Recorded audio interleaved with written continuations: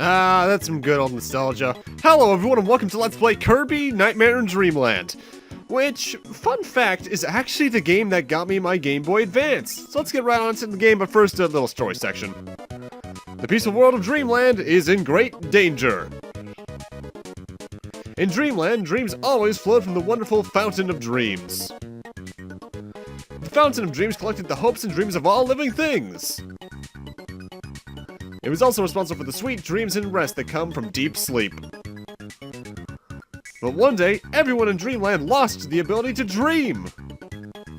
King Dedede was bathing in the Fountain of Dreams. He had even taken the Star Rod, the source of the fountain's power, and broken it into pieces that he gave to his underlings. Now Kirby must embark on an adventure to restore peaceful nap times to all the residents of Dreamland.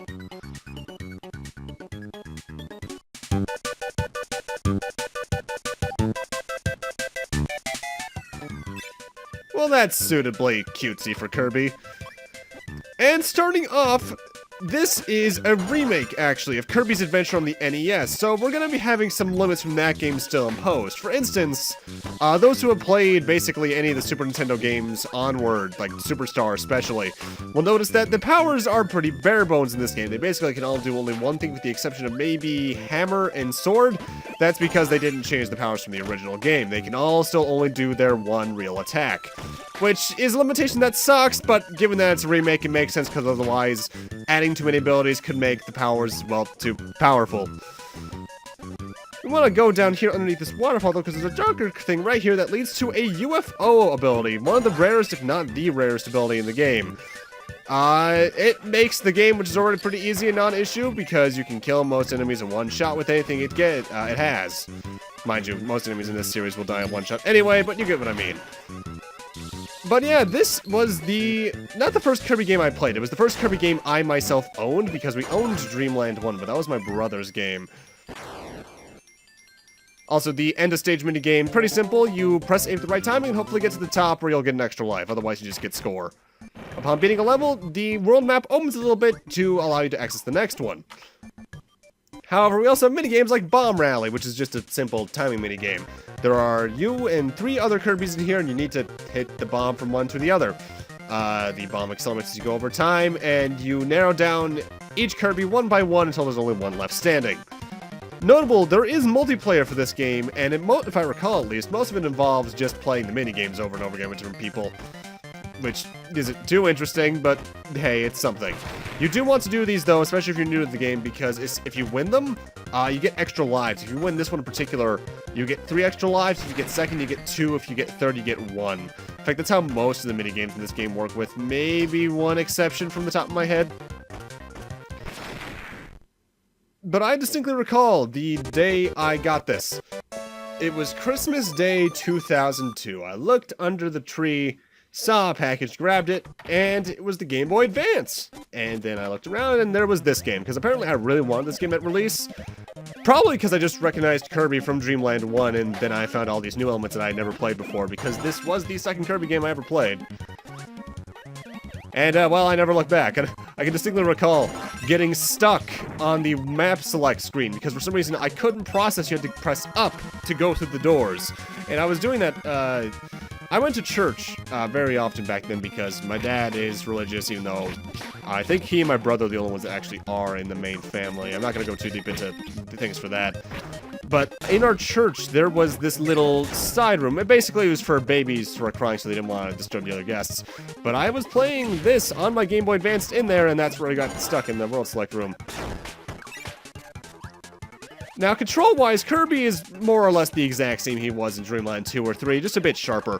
He can fly infinitely, as usual. He has a slide attack, which I think was introduced in Superstar. I forget if it was in Dreamland 3, honestly. But it's still going to be fairly useful for you in the long run, just because in the case that you are on the ground and you don't have any powers, it's going to be your main method of taking out enemies. You can also destroy star blocks.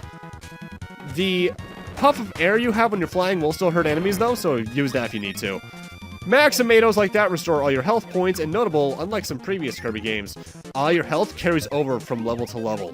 And that is very important because there are some times where you may start a level with 1 HP. The sword power-up is probably my favorite in the game. It's just a fairly standard slice forwards. However, if you're in mid-air and use it, you do a spin slash right out of the Mega Man series for 0, and it's really good at taking enemies out really quickly. It is kind of lacking in the actual strength department, but on the whole, it's one of my favorite abilities. Though I'm going to try and use more or less every ability in this game at least once and to get some variation in there. Also notable, something I often forget as you just saw there, the sword can actually damage enemies behind you slightly from the bottom of the swing.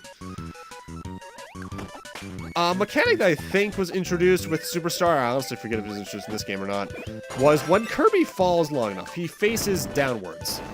And if you hit an enemy or land on them when you're facing downwards like that, your momentum will actually be transferred to them and you'll damage them or more likely to not kill them because it doesn't work on bosses.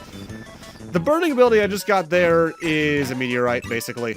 You press the button, you fly forward for a short time. In later games, that would be changed to a dash ability of the fire power copy ability, which is this guy's ability right here. Because in this game, fire is just fire breath forward. It's one of those things where coming back to this game can be a bit awkward due to the overall lack of things powers can do. Because I want to say even 64 definitely had it. I think Superstar had it. And Amazing Mirror definitely had it, where every ability more or less had 2 or 3 attacks it could do on its own. Amazing Mirror probably got the most complex with some of its abilities, from my memory at least. I still haven't played some of the more recent Kirby games like Triple Deluxe and such. I really should get on that, though. That door there is a museum. Essentially, it's a place where you can get copy abilities for free. I believe throughout the worlds in the game, every ability shows up with the exception of UFO. I think UFO is the only one that will actually only stay with you while you're in a level. When you leave it, it will leave as well. And now we got our first boss, Mr. Freeze. With Sword, he doesn't last too long. He likes to run from left to right, and he'll throw little ice blocks at you. More or less, every boss does have, as Kirby would usually have, attacks that cause little projectiles that come out that you can follow yourself and shoot back at them, just in case you don't have a power-up. The thing is, if I recall at least, I think Kirby's Adventure on the NES came out before Dreamland 2, and therefore was the game to introduce copy abilities. And the thing is about it, yeah, they're all like one-note abilities, like Spike here, or Needle just kind of shoots outwards. But they do so much damage to a lot of boss fights that they don't really get much of a chance to do anything. I couldn't quite balance it until later, and even then, this game does a bit better with it later on. That's a Hyper Candy. It's invincibility, just run forward, nothing has a chance of touching you. You don't really need to worry too much about lives in this game, because this does have a save system, and I honestly forget if it saves your lives or not. It doesn't save your score, but on the whole, that means you generally have a pretty good starting point if you get a game over. And now it's time for our first boss fight in a Kirby game. Take a guess who it is. Your first guess is right, because it's Whispy once again. As usual, he does not move, causes apples to fall from the ceiling, which roll into you. You're supposed to suck them up and blow them back into him, or you could just stand still and absolutely destroy him. One day you'll get a good chance, sir.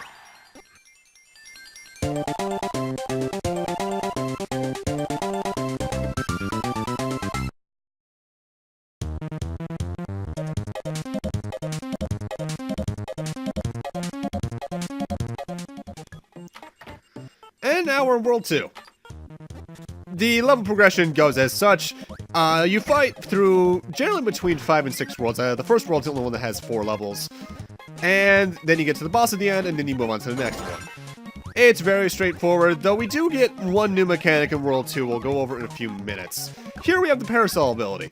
You can press the B button to do a little attack forward like that, but its main utility is actually that it acts as a shield from above. Anything that tries to fall down on you, or that you move into from the bottom, will not damage you. As well, when you're flying, or rather when you jump and fly, you'll slowly float down. You have some control over it, but it's a bit of a weird arc. It has its uses, but I'm not the biggest fan of it. Crash I don't use here, but it's a screen nuke. One use, and then it's gone. Tornado, though, is more useful. You might remember Coup Feather, I think it was. I forget exactly what the combination was in Dreamland 2. But it's the tornado attack that Coup could use, only it's less controllable. You move up and down, kind of randomly. Left to right's pretty much all up to you, but otherwise, yeah. Also, I should mention this because I've heard it twice now. I'm not sure if the mic's picking it up, but you might hear some loud engine in the background. I'm not sure what that is. I think someone's driving by on the street way faster than they should. I'm not sure if the mic's picking that up, but just in case it is, I'm sorry. Because I've had things that the mic picked up that I didn't realize it did earlier. And now it's time for a new minigame, Kirby's Air Grind. Essentially, you're holding down the A button on the track, but you want to let go with good timing whenever a piece of black track comes up, otherwise you'll get stopped dead in your tracks like that. You do get a bit of a speed boost for getting off of the track and getting back onto it within a good timing like that. At the end of the day, though, this is a pretty standard minigame, like with the bomb rally. You do get lives as long as you get third, it's just the fact that the amount depends on what place you take. Coming back to this, I actually have a lot more issues with that minigame than I used to, like, in terms of my actual skill playing it. When I was young, I was really good at it, but now, not so much. I'm not sure if that's just age or lack of practice, though. Because when I get down to it, I love this game, but I haven't played it in at least 7 years, I think. Because that's basically how I am with Kirby games. I revisit them every now and then, but on the whole, I can play it once for a good while and be good, because they're nice, joyous romps. But because they don't do anything too radical, I don't find much purpose in revisiting them so soon after another. Right now, though, I'm going to grab the sword power because we're coming up on our next mini-boss, Wheelie. Or Big Wheel. I actually forget what this guy's name is. Maybe Wheelie's the name of the power.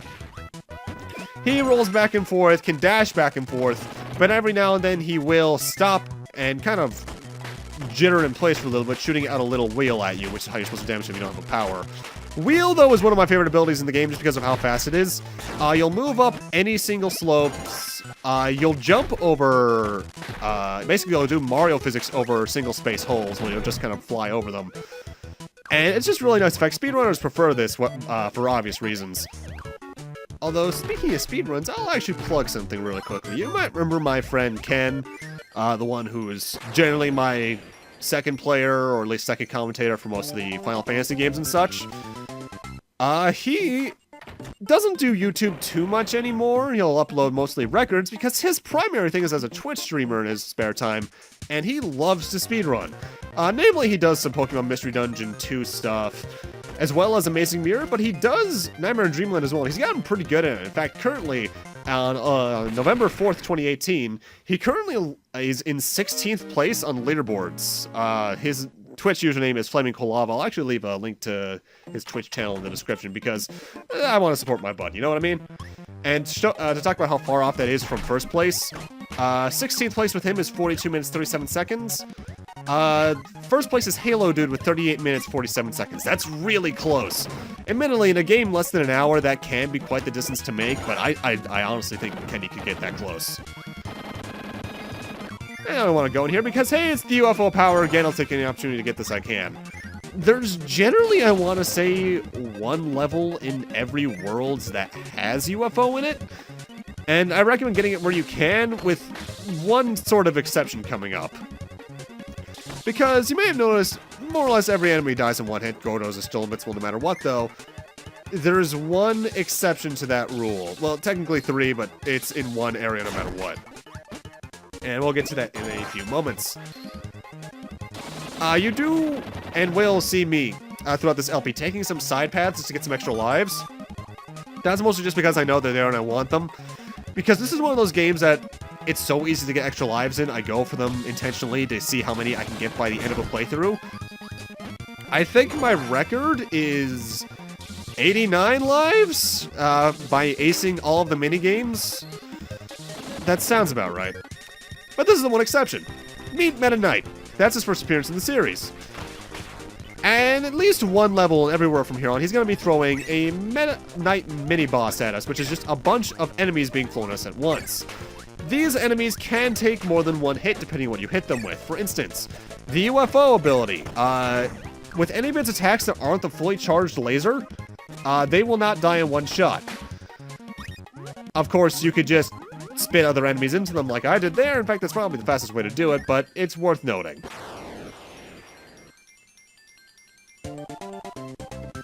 Either way, clearing this level also unlocks the museum for this area. And this is where we get introduced to another new power-up, I think for the series, in general, really. This is Laser. When you equip it, you fire a brief burst of laser forward. Pretty simple. But it does have an extra bonus in that it will bounce off of any diagonal slopes at a right angle. Basically, it works like light reflects off of things. Pretty simply. And here's where you see some of my stupider deaths in the game, and it's something that happens to me in basically every Kirby game. I'll go to swallow an enemy forgetting there's a pit below me and not getting, and I don't get to a platform in time to swallow, and thus I just kind of fall to my death. That's generally my #1 cause of death in most Kirby games, outside of maybe Amazing Mirror, just because of how that game works. I already know shit like that happens. Whoops. Now, if I recall the level design correctly, we're coming up with another Maximator, but something I forgot to mention earlier is that the little soda cans you see throughout, or soda bottles you see throughout the game, those are, I think, called Peppy Tonics. They're another health restoring item. They heal 2 HP. Pretty self-explanatory beyond that, really. They're more common than Max Tomatoes, but Max Tomatoes in this game are pretty common to begin with. This is stone. It causes you to turn to a stone and rush downwards, damaging an enemy. It's Kirby's down B from Smash, basically. You are invincible whenever you're the stone. In fact, you're also invincible for a brief second after you reform, depending on where you reform. So if you time yourself correctly, this can become pretty useful. Also pretty useful is Mike. Wrong Mike, by the way. This is another screen nuke. However, unlike Crash, it's not as long of an animation, and you get to use it 3 times in a row, each time with a different animation. I don't like that one too much, though it does distinctly have its uses in some rooms, I suppose. And that's the reflection of the laser, not reflection, whatever. That's the laser getting redirected working like that. I actually forget the term for that. Come on, Kyle, you learned that in like 6th grade, not even. That was probably 4th grade, all those years back. Either way, down here is another Peppy Tonic, as well as that. I haven't talked about beam, despite it being the first power-up you got in the game. Essentially, you just fire a little beam whip forward. It's pretty self-explanatory, very standard arc. That's one thing I do have to admit I like about all the later Kirby games, though, is that the power-ups are useful in this game, yes, but they're limited use in that there's not too many powers to them aside from the main one. Means that you're probably going to find a favorite and stick with it for the most part, unless you're going for 100%, because this is a game that requires a bit more than just beating every level for 100%. In fact, I think this might be the first level we see that in. I forget. I recorded this last night, but I honestly forget, because the thing is about this game is that, one thing I like, is that no matter what world you're in the theming of the world itself, the levels don't entirely depend on that theme. Similarly to Mario Land, 3D Mario Land, and Mario 3D Land and Mario 3D World, rather. Each world's levels more or less decide to do whatever they can. Yeah, they can have unique tile sets to them, like I think this beach one shows up more often in this world than anywhere else. But they do their best with that, and I like that. This room is going to have the next entity appearance, though, because we've seen a lot of things so far. We've seen star blocks which get destroyed and such whenever you touch them, bomb blocks which destroy gray blocks, and then you got these kind of iron blocks. These can be destroyed by certain abilities, namely things like wheel, burning, and I think there's stone as well, I think, actually. Although they're rarely in a place where stone's going to be useful, as well as one we haven't seen yet. Also to his high jump, you make a really high jump that you're invincible during. You can press the B button to cancel your jump partway through, though, so if you want to make more precise turns, you can do that. The Crash enemy, by the way, I should mention. They explode, yes, but it only hurts you if you're touching a floor, I believe, because it's technically causing an earthquake and not exploding. And they also, thankfully, don't get too spam happy with them. And we have a new distraction up here. This is a battle arena. It's basically a boss fight that has a power to it. It's always a set boss fight depending on which battle arena you enter. And for beating the boss, you get a Maximano as well as access to the power. In the case that there are powers that you can't get through the museum, usually you'll find them through an arena. For instance, I think that's the only way you can get freeze, which, pretty self-explanatorily, you freeze things that touch you, and things that get frozen can be knocked around as ice cubes to damage other enemies. Either way, now it's time for the second boss fight, the Paint Roller. This guy's gonna create paintings, throw them at you, in which case you just kind of swallow them and blow them back. Notable though, some of his paintings can actually give you powers. The rare bomb can give you the crash ability, I believe. The ball, I think, can give you the ball ability. The car, I think, can give you wheel, and the mic can give you... well, mic. The parasol might also be able to get you parasol, so there's ways to get powers in this fight. Which is something I think most boss fights in every Kirby game after this like to try and do, is give you a way to get a power during them to an extent. Barring, like, I think the Return from Dreamland onwards tend to not do that as much. But for the most part, they're just there to act as damage for the boss itself. In a lot of ways, I almost think bosses like this work better than the way the rest of the game does them.